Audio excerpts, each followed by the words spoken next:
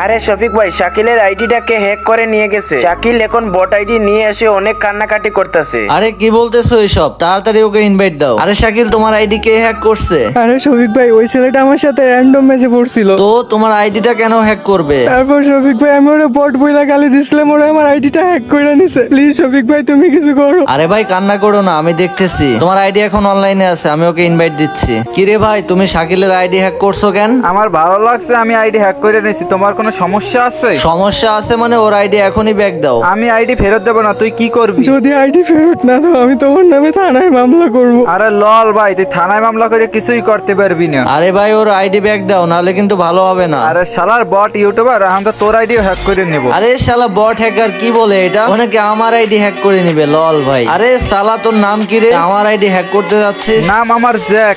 এই দেখ শালা বট ইউটিউবার, এখন তোর আইডিও করে ফেলাম হ্যাক। ভাই, এটা কি হইলো?